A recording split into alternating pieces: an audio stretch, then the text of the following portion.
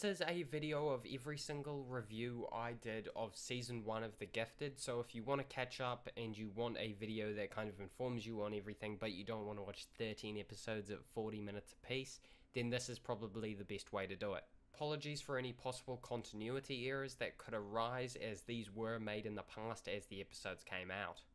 So the Gifted TV show started up this week, and like many fans of the X-Men, I was very skeptical to watch this at first. I haven't even started Inhumans yet because I'm scared it's going to ruin certain parts of the universe for me. However, this is my review of the first episode of The Gifted. I'm going to issue a spoiler alert, leave now if you have not seen the first episode yet. Surprisingly, I really enjoyed this first episode. We were introduced to the main family and the main group of mutants. Of course, the two kids in that family, Andy and Lauren, are mutants. One of them, Lauren Strucker, has known that she is a mutant for several years, and the other, Andy, just finds out this episode. He's been bullied and he accidentally sort of destroys half a school. The father, Reed Strucker, is a district attorney and he builds a lot of cases against mutants. I didn't really expect to like this character, but by the end of this episode he was actually one of my favourite characters. Anyway, after the school, Sentinel Services, which is a federal agency, shows up to take the two kids. Obviously that doesn't go too well, they escape and all is fine. Sentinel Services, I believe, is clearly a nod to the Sentinels we see in several X-Men movies, the type of robots that would adapt to hunt mutants. I also believe that we actually saw something that looks like possibly one of the earliest versions of Sentinels, or at least the program. In this episode, a six-legged spider thing, one of its legs were torn off and it kept walking, and it kept sort of mutating, if you will, to fight the mutants. The X-Men are also name dropped, as well as the Brotherhood in this episode. A clip said, "We don't know if they even exist anymore, we are being killed off one by one," referring to those two groups. Also, we see that the group of mutants are actually holed up in a vault, which actually looks very similar to the one in Days of the Future Past, in the starting scene. It's clearly not the same one because that one's in Moscow, but it's still something I thought I'd point out. At the end of the episode, all the mutants get away through a portal, but Reed Strucker gets shot and he gets left behind, and I'll guess taken by Sentinel Services. Overall, this was a really good pilot episode. At the start of the episode, I was a little worried it would turn into a teen drama for the next few episodes, with Lauren and her boyfriend and all that, but thankfully that seems to be over fairly quickly. I really recommend giving this a shot even if you are not a fan of X-Men. Even though the two are set in the same universe, I don't think it's really going to connect much, apart from the odd mention here and there. This is The Gifted Season 1 Episode 2 review. As usual guys, spoiler alert ahead, so if you have not seen the episode and you want to experience it for yourself, please stop watching now. So the main theme of this episode is pretty obvious. It circles around the treatment of mutants, starting with a mutant kid having to leave a bowling alley. Then you have the prison and hospital scenes where you see how mutants are treated. You can actually draw a lot of similarities between this and racial segregation in the 1950s USA. It isn't quite at that level yet, but it really isn't that far off. We also get more of this when we see the bowling alley scene, of course. People, including everyone in the Strucker family except for Lauren and Reed's mother, just completely ignoring the fact that these people are bullying that kid. And I will say that I do like that this show is drawing a lot from history. Like, if you have seen an interview from people who survived the Holocaust, they all normally say the same thing, something along the lines of, it was the silence that did the harm, the fact that nobody spoke up even though they knew it was wrong. We also get different stories in this episode, the agent questioning Reed, the hospital, Blink opening portals everywhere, and the prison. Something I did find interesting is that Blink kept opening a portal to the same road. She also got asked about this at the end of the episode, but she said she didn't remember. I don't know if this road is important to her or something along those lines, but I hope we find out. We also get confirmation that the spider droids are Sentinels, which of course makes sense. Sentinel Services uses Sentinels, I am shocked. Also, something quite interesting that Marcos points out, he says that if those were not your kids in the gym, would you be standing up for them? That is obviously a no, as we saw from the beginning flashback. I think that this may be a recurring thought though. In the first episode we heard it changes when it's your kid. I believe the agent said that, can't completely remember. And you know, other things like that, so it will be interesting to see how far they take that into the season. Reed makes a deal as well to give the agent the mutant underground if his family goes free. I really hope he has a plan because I'm actually starting to like him. Also at the end we are introduced to Dr. Campbell, so Dr. Roderick Campbell, also known as Rory. There are several different versions of him, so it will be cool to see if they mix his versions together or stick with Earth 616 more than the others, or really anything. That will be very interesting. He also searches a database for mutant twins in Rio in the 1960s, which I believe is a pretty clear link to the Fenris twins, the children of Baron Wolfgang von Strucker, the Hydra member and pretty much part Nazi.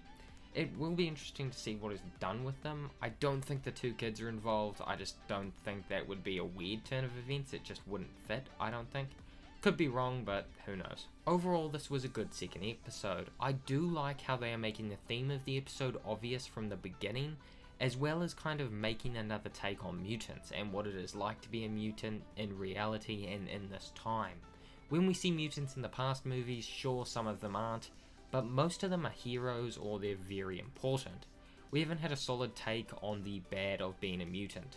I think this really adds another layer to the universe, and I'm excited to see how Rory comes into the story. This is The Gifted Season 1 Episode 3 review. So we have the third episode of The Gifted, and it was actually a really good episode. I'm still waiting for that one episode that is a letdown. Every single TV show throughout all of its seasons has one, but it is still early days. There have been parts of episodes I haven't liked, but they weren't really anything major. As usual, spoiler warning from here on in. So we get a bit of rivalry between Eclipse and Thunderbird as far as leadership goes. Also, Caitlin wants to go and try to get Reed out of prison the legal way, so she does, taking Andy and Lauren with her. Reed agrees to lead the Sentinel services to the underground, but he ditches out on the plan for moral reasons. Good Reed. Thunderbird also tries training Clarice to get Lorna out of prison, but doesn't really quite get there, but it was worth a shot.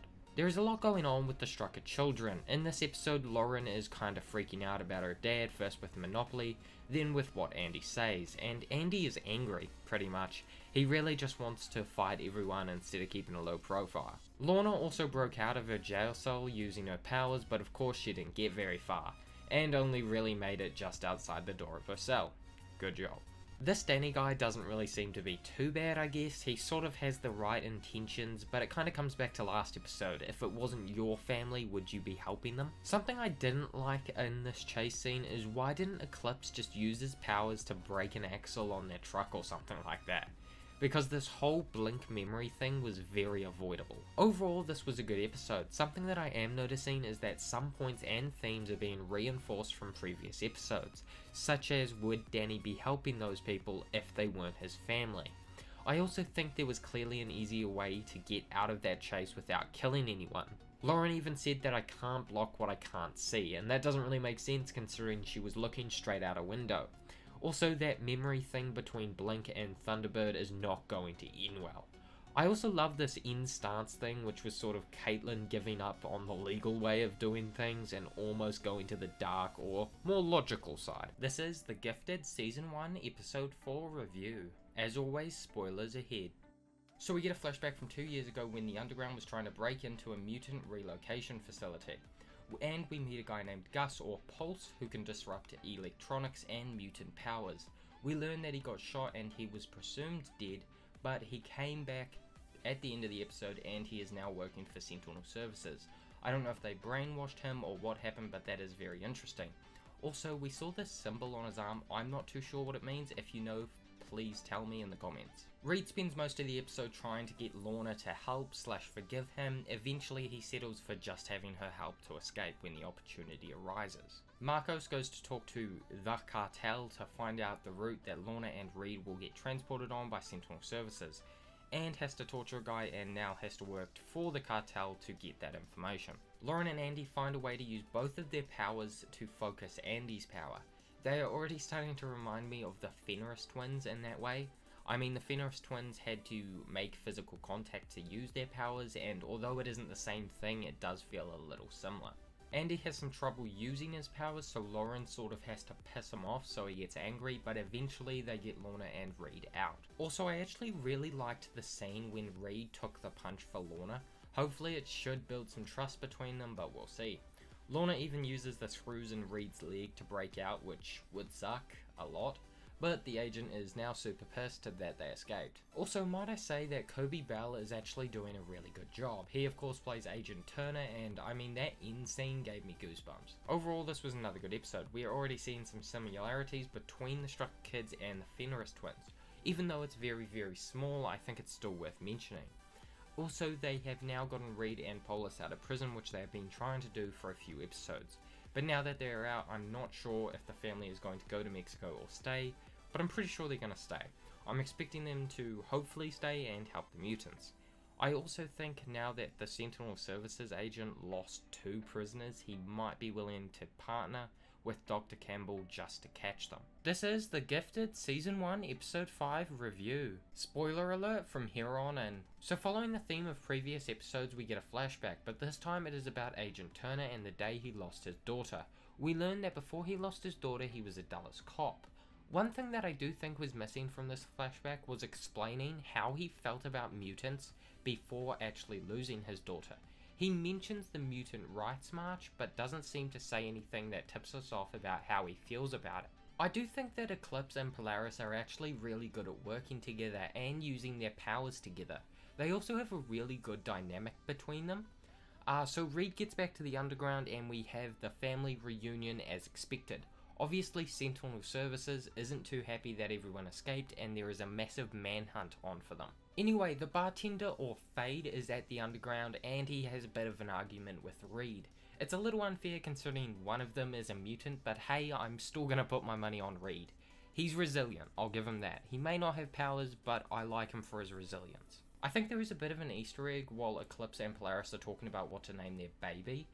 The name Aurora for a girl and Rory for a boy comes up, which I'm pretty sure is a nod to Dr. Roderick Campbell, nicknamed Rory, who we've actually already seen on the show. And also, one thing that I did kind of notice in this episode is that mutants have more power than they actually let on.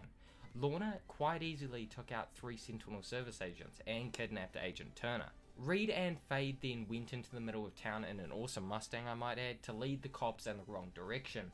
Faye decides to not pick him up right away to see if he is really on their side or not, which was actually quite smart. Wasn't exactly the nicest thing to do, but it was quite smart. Also, Sage gets into Turner's mind and finds a bunch of stuff, but I couldn't see anything too useful, just a couple names, Hound and Matthew Chevrolet, which brings up the Hounds, which is a group of mutants similar to the X-Men or Brotherhood, but this type of group hunts mutants.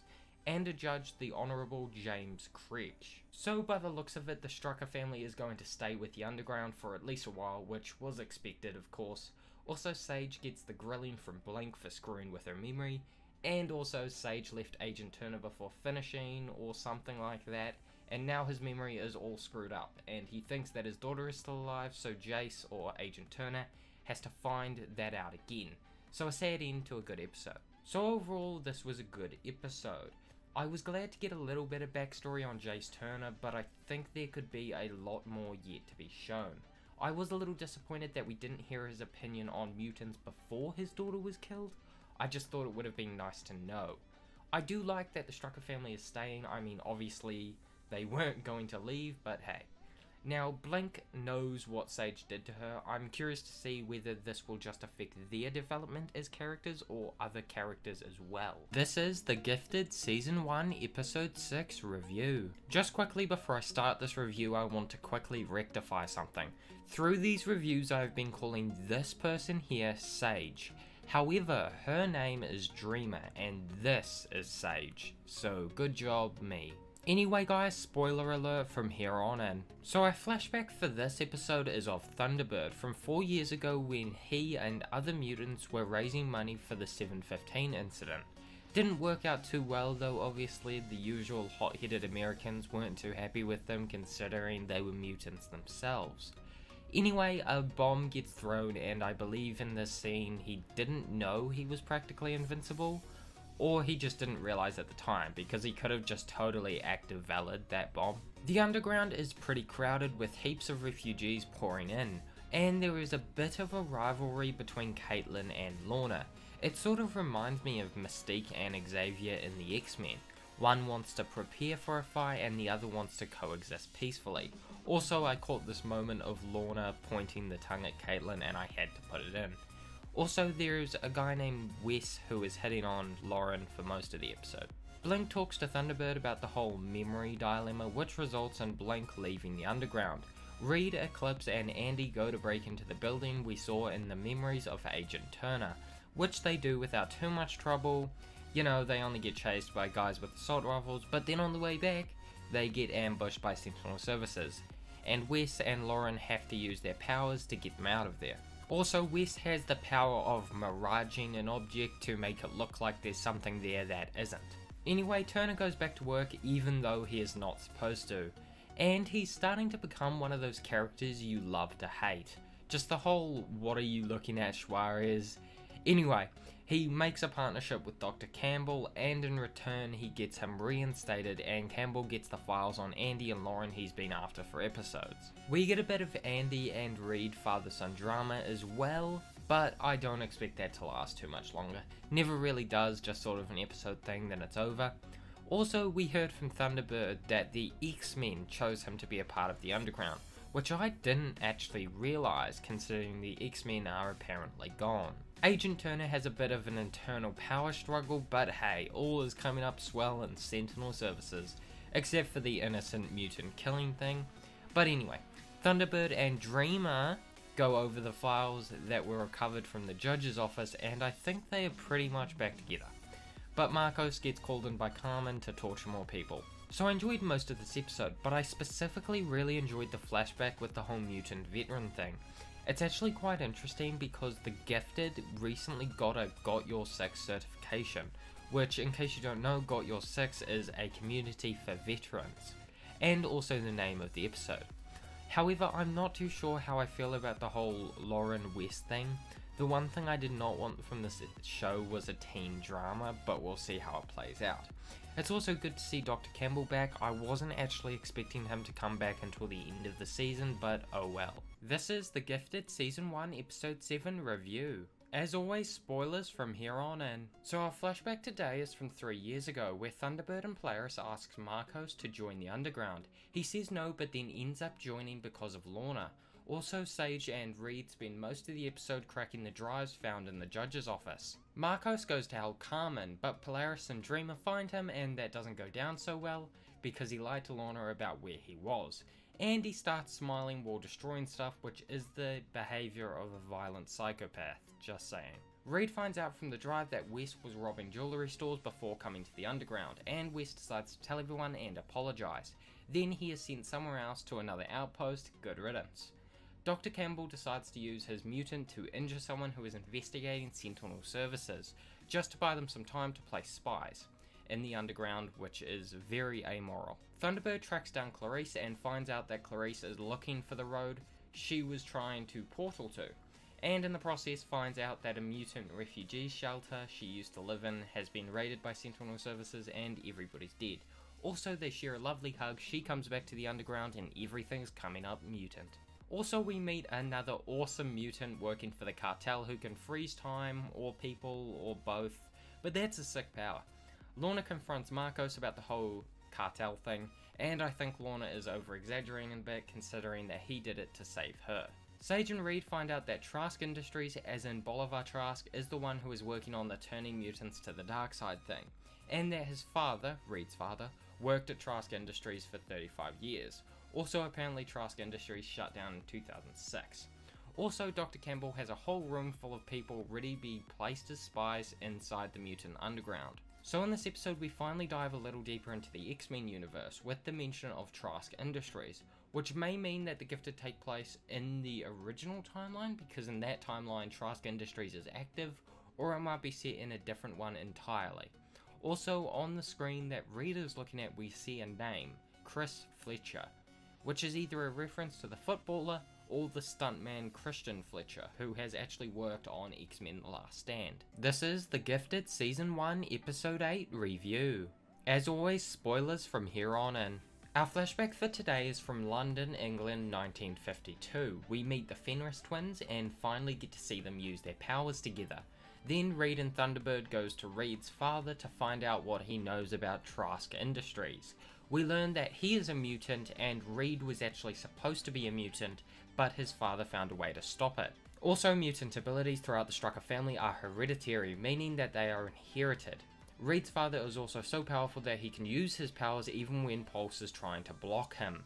And Reed now knows that if Lauren and Andy hold hands, they can use their powers together, and the episode ends with them holding hands. Also, Strucker mutants are stronger than any other mutants. The group also finds a mutant that has been turned by Sentinel Services and sent as a spy, but they capture her and she dies by the end of the episode. Also, Clarice makes a new friend, which was actually a really cool scene.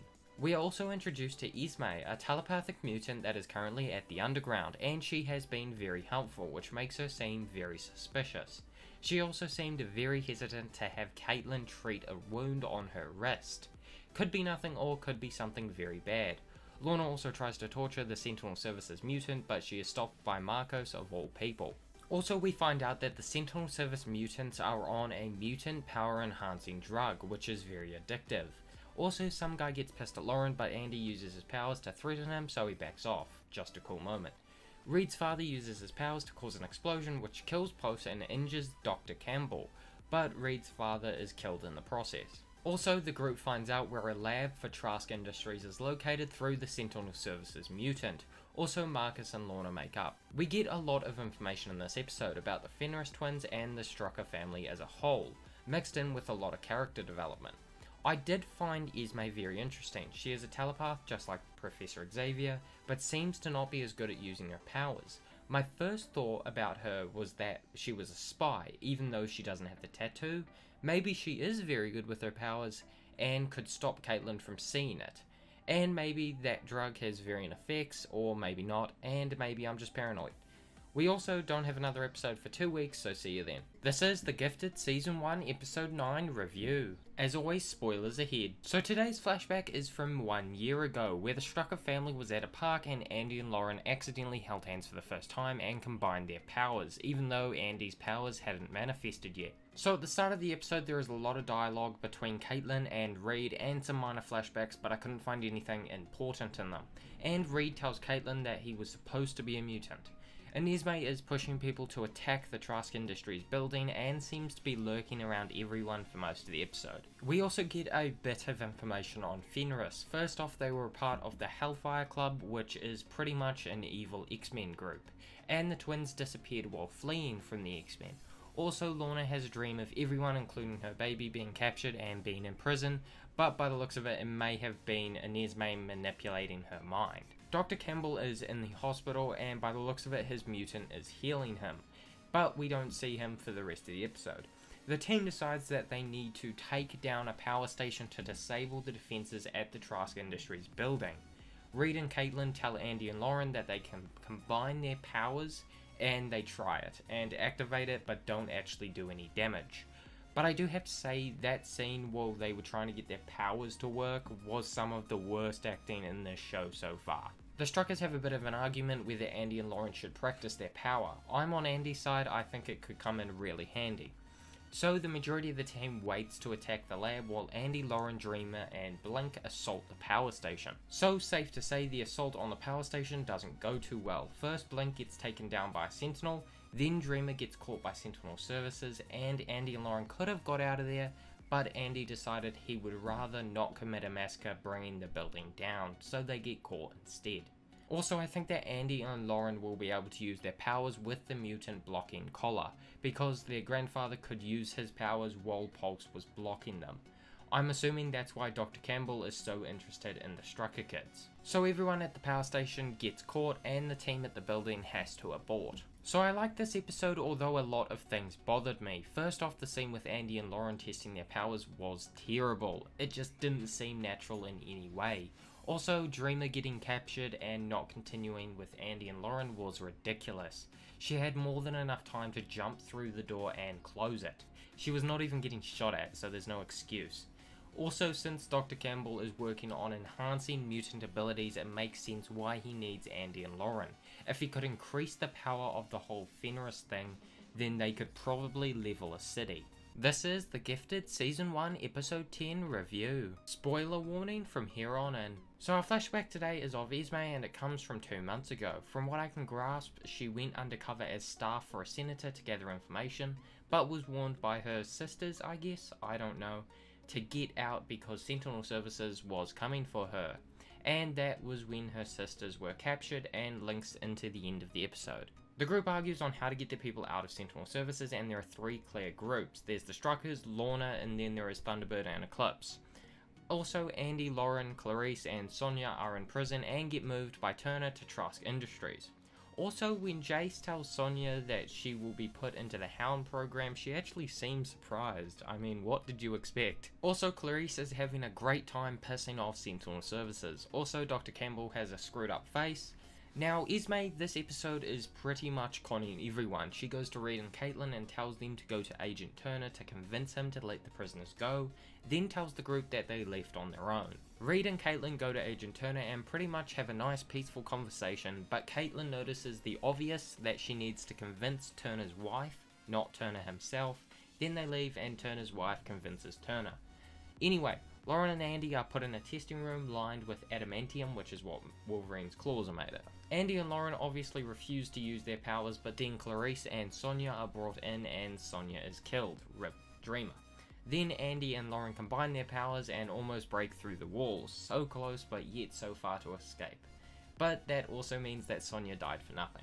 But Jace realizes his mistakes and picks up all the mutants from Trask Industries and decides to transfer them back to Sentinel Services. But before they get out of the gate, the Underground has planned an attack, but it goes wrong because Esme tases Marcos and attacks the convoy, allowing all of the mutants, including Lauren and Andy, out. And including her two sisters. Almost everybody in the convoy is dead except for Jace. He is just knocked out. So Esme isn't working for Sentinel Services as I thought, but she just has a different way of achieving her goals. So we learned a whole lot about Esme in this episode, and also Dreamer or Sonia died, of course, or, and I know this is a long shot, but when she got shot the pink smoke came out of her mouth. Maybe that is her consciousness, and it just needs to find a new body. That is way too big of a reach, but anything could happen. Also, Turner is finally starting to see the light side, but after that attack and the death of his men, I would say that he is back to the bad side again. This is The Gifted Season 1 Episode 11 review. As always, a spoiler alert from here on in. We get a flashback today of Clarice in Athens, Georgia from 2 years ago, when she ran into a group of pacifiers. For anybody who doesn't know, pacifiers are like the equivalent to the KKK in the X-Men universe, except they hate mutants. We also find out that the sisters have been recruited to rebuild the Hellfire Club and pretty much have to get the Mutant Underground and the Striker Kids to help them take down Sentinel Services. Also, Jace Turner is back on the bad side, and both factions have a funeral for their dead. And I actually quite like the kind of mirror effect in these scenes, and how Jace compares the mutants to Lucifer. Also, the Striker family decides to leave to go to Mexico, but Sentinel Services attack and they stay with the Underground like expected. Wes has also made his return. Campbell also has a new mutant weapon and has convinced people to take the Hound program further. Also, I'm gonna add this in because it's my review. The sisters are extremely annoying. They keep finishing each other's sentences and they are way too synchronized, and it is very difficult to tell between them. I'm guessing the one in the middle is Esme, but I can't bloody tell, and I know it doesn't really matter, but it's still really annoying. And he also draws a wolf, which I believe is a nod to Fenris translated to the wolf. I don't think it's really important, but still a cool little thing. Sage also said that the sister's last name is Frost, which I believe is a nod to Emma Frost from X-Men First Class. The sisters also talk about Lorna's father, which in the comics, if you're aware, is Magneto, but I'm not sure if they're going to go down that road in this show. And she is also getting more powerful because of the baby, apparently. Also, the Mutant Underground has decided to join the sisters in shutting down the Hound program and Sentinel Services, so that's great, I think. So this was a good episode after waiting 3 weeks for it, but now we only have 2 episodes left, 12 and 13. There are a lot of Easter eggs, I guess you would call them, throughout this episode, and I'm also curious to see what they will do with Lorna's father. I really hope they don't bring Magneto into the show. I actually really like the show keeping the X-Men at arm's length, if you get what I mean, and just doing its own thing. Anyway, tell me what you think of the episode in the comments. This is The Gifted Season 1 Episode 12 review. I want to issue a spoiler warning from here on in. Our flashback today comes from 4 years ago and is about Campbell's brother who is dying due to a genetic disorder. In this flashback he is also giving a lecture mentioning Neanderthals and Homo sapiens, and comparing them to Homo sapiens and Homo superiors, and saying that Homo sapiens can win, but only if they stick together. So Andy is all, let's be the Von Struckers and let's fight everyone throughout the whole episode, and he actually had a good point. Humans call the Struckers murderers, but no one ever called George Washington a murderer for fighting back against England. But one thing that annoys me about this scene is Lauren says this isn't some war fantasy. Yeah, the American Revolution wasn't a fantasy. I bet she believes the Earth is flat as well. Also, there's a bit of rivalry between Fade and Caitlin again with the whole whose side are you on. The Strucker family goes to Reed's mother's work because Sentinel Services is looking for the rest of Otto's research, which everything ends fine and they save her and part ways. And also as well, Andy and Lauren use their powers against each other for the first time because Andy uses his powers against some Sentinel Service agents, which I actually agree with, but Lauren's morality seems to get in the way of everything. I'm like half-half between Andy and Lauren. Andy has too much will to fight and that could get in the way of a plan, although Lauren has too much morality. Same thing with Marcos and Lorna. Lorna has too much will to fight and Marcos has too much morality. The only ones in the middle are maybe Reed and possibly Blink. So Blink and Thunderbird played tonsil hockey, which literally every single person watching the show knew was going to happen. But they also make it into the Humanity Today Summit and almost get Campbell, but he hides behind a bunch of kids. I'm pretty sure that's a new low for him. Anyway, I believe that this is where the episode splits and it moves on to episode 13. Altogether, this episode wasn't a very big one. It had some cool moments, it had some bad moments, but it was really just in here because it had vital setup for the season finale. I still think that Andy and Lauren need to find a middle ground to their morals and how they view the world, but that is why we have Fenris, I guess, to mix them both together, pulling together and pulling apart. The next episode's review will either be up tomorrow, today, I'm not sure, but I am doing the two episodes separately because they're technically still listed as separate episodes. This is The Gifted Season 1 Episode 13 review. I'm going to issue a spoiler warning from here on in. So our flashback in this episode comes from 4 years ago in the Lakeview Mental Hospital. This is the scene where Lorna is recruited by the X-Men. Also, Lorna apparently has a medallion that her father gave to her. Obviously, her father is Magneto, which does make me think, did Quicksilver get a medallion? Or something like that too, because he is also Magneto's kid. So the mutants at the summit did escape, but they sadly didn't get Campbell. But Jace Turner comes in after taking last episode off, and he has some mutants who can track people. And they track the Struckers all the way back to the underground headquarters. The triplets also convince Lorna to go to the airport and to take down the plane to kill Montez and Campbell. Jace attacks the underground. Fade gets most of the kids out to the rally point, but everyone else is still inside and barricading the building. Reed gives a sick speech. It isn't quite like Independence Day or Braveheart level, but it's pretty good. And Caitlin and some others work on digging out of the vault. Also, we finally get to see Shatter use his powers, and it's quite an awesome scene really, with everyone fighting and working together. But sadly, the underground falls when Jace brings in the mutants. Although everyone gets out through the tunnel in the vault, Lauren and Andy stay behind, wait for the mutants to get into the building, and then use Fenris to collapse the entire building. Which is great, this is the first time we actually get to see them destroy something with that power. Marcos, Thunderbird and Blink attempt to stop Lorna, but sadly it doesn't quite work out, and she takes down the plane, and the shockwave from the plane crashing knocks everyone over. Although I do want to point out that the SUV behind them didn't even move an inch. It would have at least rocked, especially if the shockwave was powerful enough to knock them off their feet. But Lorna is now gone and everybody meets up at the rally point. Jace gets set up and told he did everything wrong, even though his boss gave him the go-ahead, so Jace gets pissed and he quits his job, which I didn't see coming. The main guy in Sentinel Services said that they lost Senator Montez, but they said nothing about Campbell, although I don't know how he could have survived. And I'm pretty sure everybody blames the Struckers for everything going on.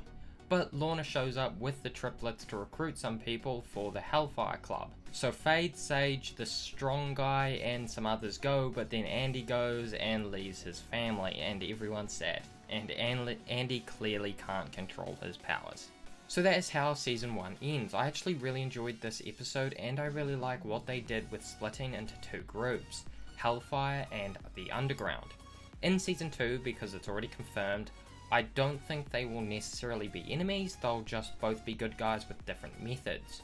Or maybe the group will reconnect pretty quickly, but I do think the Hellfire Club has the resources and now the mutants to make a big difference.